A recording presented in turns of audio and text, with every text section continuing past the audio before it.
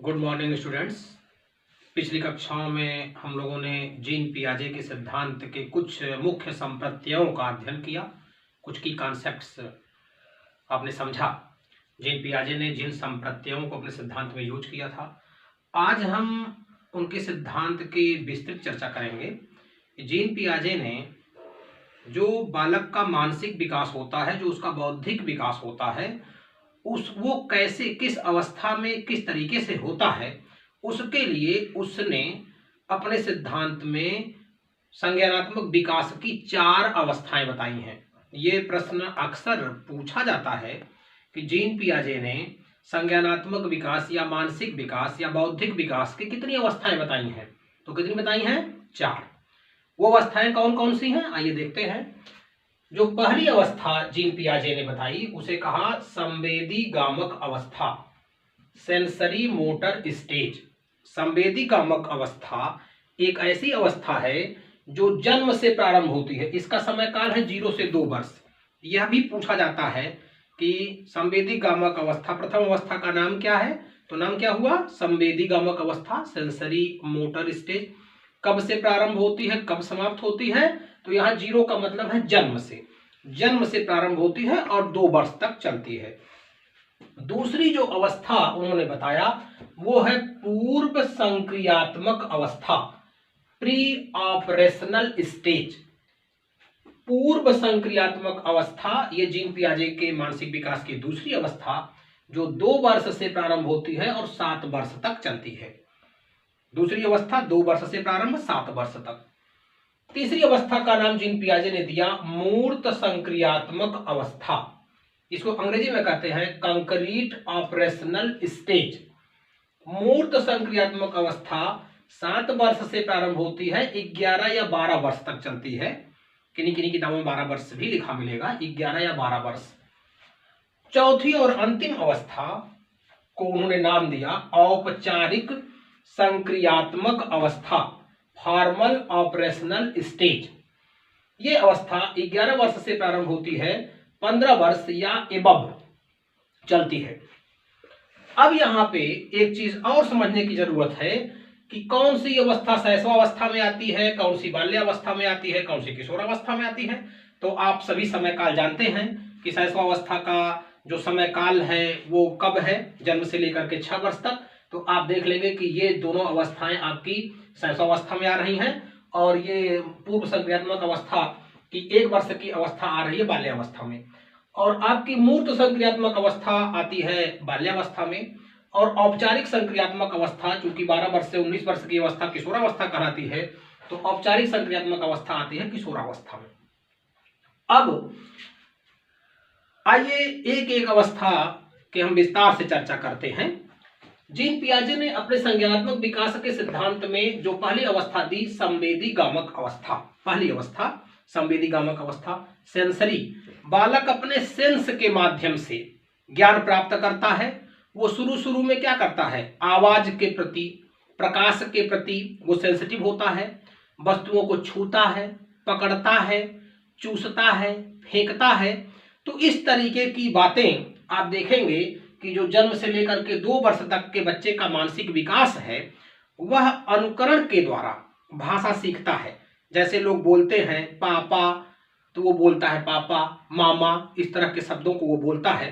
तो धीरे धीरे वो एक असहाय प्राणी से गतिशील प्राणी में उसका व्यवहार बदलता है और नकल करके वो बहुत सारी चीजों को सीखता है। समाज के दृष्टिकोण से धीरे धीरे वो चतुर बनने लगता है। जो असहाय बालक था, शिशु था, उस धीरे धीरे नकल करके, समाज की नकल करके, अपने घर के परिवार के बड़े भाई बहन, माता पिता जो बताते हैं उसको नकल करके सीखने लगता है और असहाय प्राणी से एक गतिशील प्राणी में वो विकसित होने लगता है। तो अब पहली अवस्था हो गई, देखा आपने कैसे मानसिक विकास हो रहा है, क्या क्या कर रहा है बच्चा। दूसरी जो अवस्था जीन पियाजे ने बताई वो पूर्व संक्रियात्मक अवस्था, प्री ऑपरेशनल स्टेज। पूर्व संक्रियात्मक अवस्था को उन्होंने 2 वर्गों में बांटा। 2 वर्ग कौन कौन से हैं? प्री ऑपरेशनल स्टेज को 2 वर्गों में बांटा, प्री कॉन्सेप्चुअल स्टेज और दूसरा इंट्यूटिव स्टेज। इसको कहते हैं पूर्व प्रत्यात्मक काल और दूसरा है इंट्यूटिव आंत प्रज्ञ काल।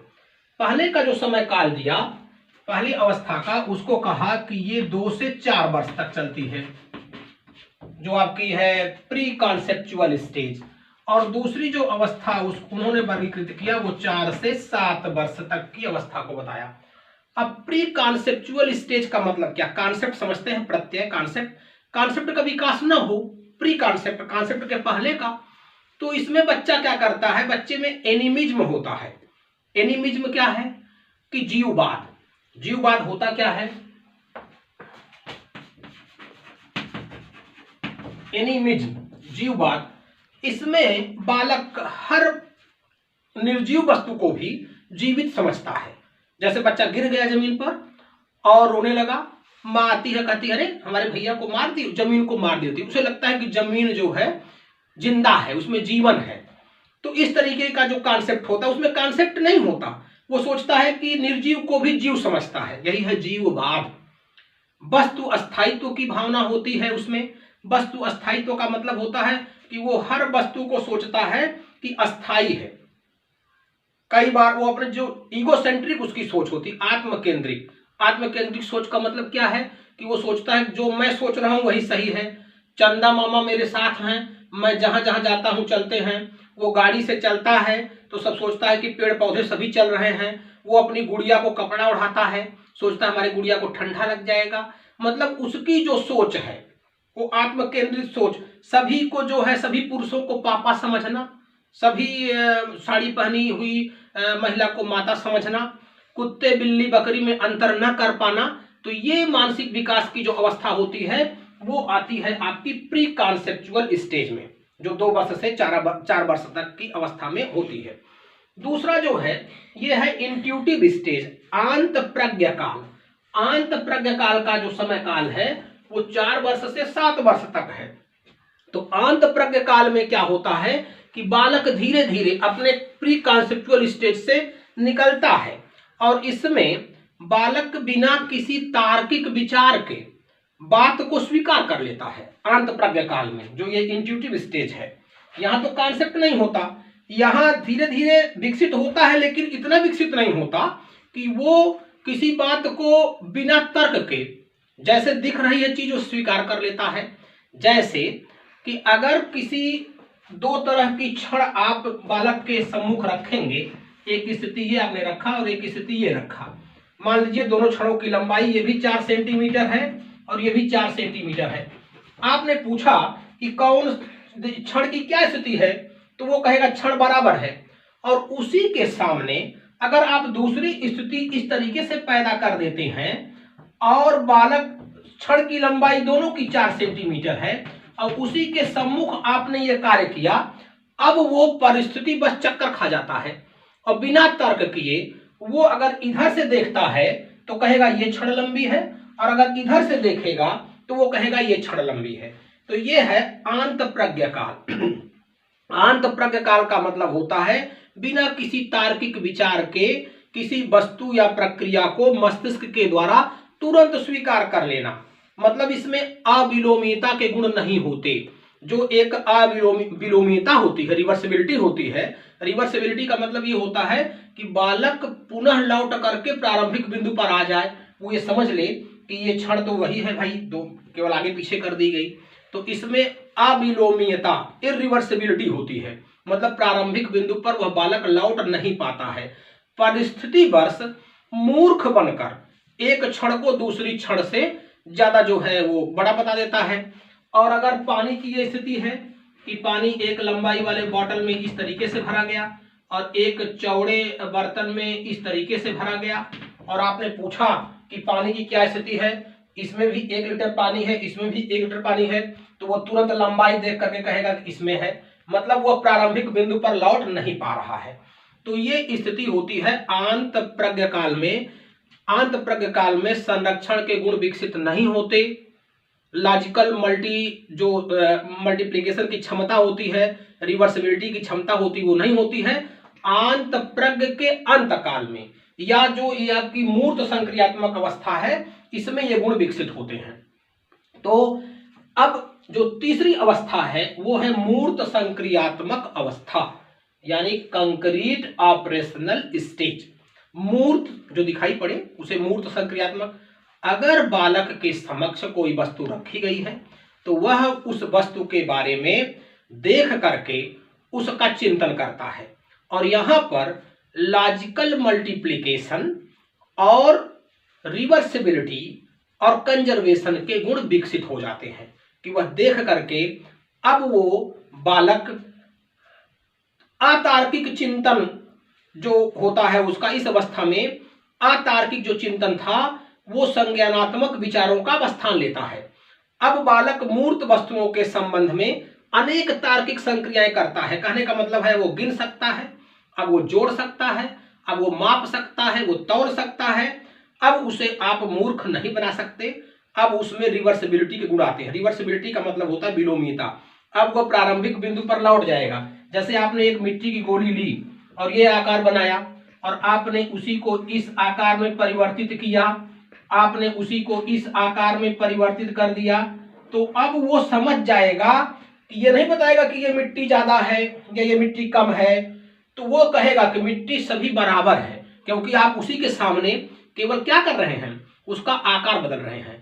तो अब यहाँ रिवर्सिबिलिटी के गुण आ जाएंगे, संरक्षण का सिद्धांत विकसित हो जाएगा। जैसा हमने पहली कक्षाओं में बताया है कि अब वो ये सोचेगा कि लॉजिकल मल्टीप्लिकेशन की क्षमता है, रिवर्स प्रारंभिक बिंदु पर लौट आएगा और ये समझ जाएगा कि स्थान बदलने से और आकार बदलने से आयतन और भार नहीं बदलता है।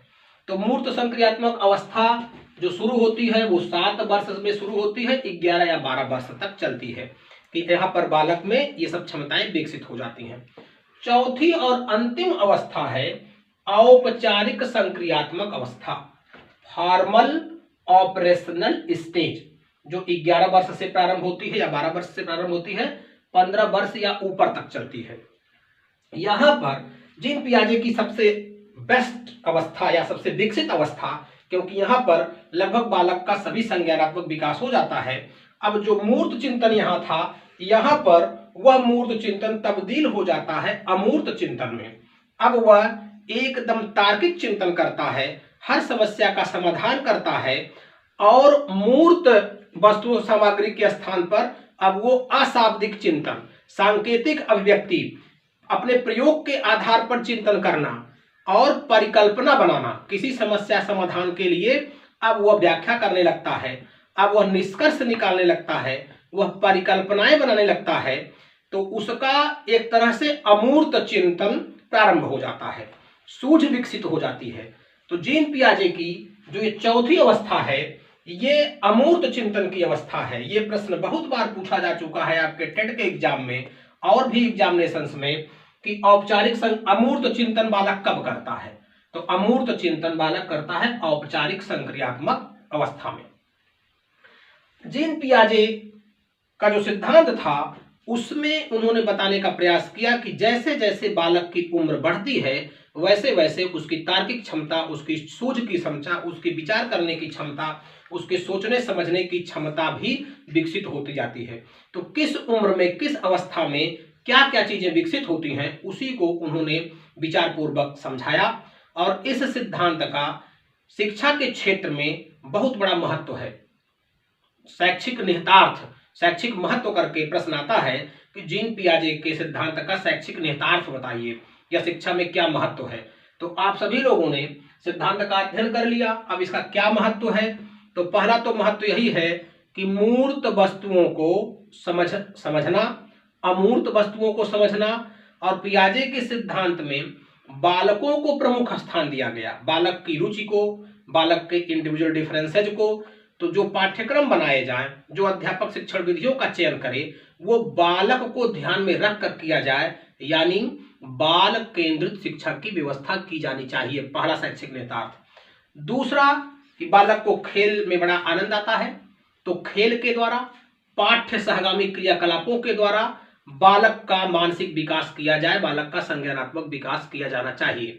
तीसरा, शिक्षकों को चाहिए कि वो जल्द ही बालकों का जो ये एनिमिज्म, जो बालक निर्जीव को भी सजीव समझता है, इस एनिमिज्म को और जो उसकी ईगोसेंट्रिक सोच है, उससे वो जल्दी उसको उबारे, जल्दी निकाले। शिक्षक, माता पिता, अभिभावक का ये कार्य है कि बालक को ईगो सेंट्रिक, जो उसकी आत्म केंद्रित विचारधारा, जो सोचता है कि मैं जो सोच रहा हूं वही सही है और हर वस्तु अस्थाई है, वस्तु अस्थायित्व जो सोचता है, उसको निकाला जाए उससे। ये भी काम किया जाए। छात्रों के अंदर रिवर्सिबिलिटी, लॉजिकल मल्टीप्लिकेशन और कंजर्वेशन, द्रव्यमान संहिता के नियम, इन सब चीजों का क्यों है, कैसे है, इसका विकास किया जाए। उनमें तार्किक चिंतन विकसित किए जाएं और बालक को ऐसी परिस्थितियां प्रदान की जाएं कि वो अमूर्त चिंतन करे। बालक को शिक्षा के लिए प्रेरित किया जाए। अगला जो शैक्षिक निहितार्थ है कि बालक को प्रयोगात्मक कार्य दिए जाए, प्रोजेक्ट कार्य दिए जाए। जब वो प्रयोगात्मक कार्य करेगा तो जो जितनी भी चीजें मैंने बताई कि लॉजिकल मल्टीप्लिकेशन, कंजर्वेशन और आपका रिवर्सिबिलिटी, ये सारे गुण उसमें विकसित होंगे। नेक्स्ट जो शैक्षिक निहितार्थ है जीन पियाजे का, कि समस्या समाधान के लिए बालक के सामने विभिन्न परिस्थितियां पैदा की जाए जिससे वो परिकल्पनाएं बनाए और वो एक खोजी प्रवृत्ति का हो। तो जब वो परिकल्पनाएं बनाएगा तो निश्चित रूप से समस्या का समाधान खोजी प्रवृत्ति से करेगा। बालक की अवस्था को ध्यान में रखकर सारी शिक्षण नीतियां बनाई जाएं कि किस उम्र के बालक के पाठ्यक्रम में कौन कौन सी विधाएं यूज होंगी। तो निश्चित रूप से जीन पियाजे का सिद्धांत संज्ञानात्मक विकास में, बालक के बौद्धिक विकास में एक लैंडमार्क है और जीन पियाजे एक ऐसे मनोवैज्ञानिक जिन्होंने संज्ञानात्मक विकास के क्षेत्र में एक महत्वपूर्ण योगदान दिया। मुझे उम्मीद है आप सभी लोग इस लेक्चर के माध्यम से जीन पियाजे का सिद्धांत अच्छी तरीके से समझ गए होंगे।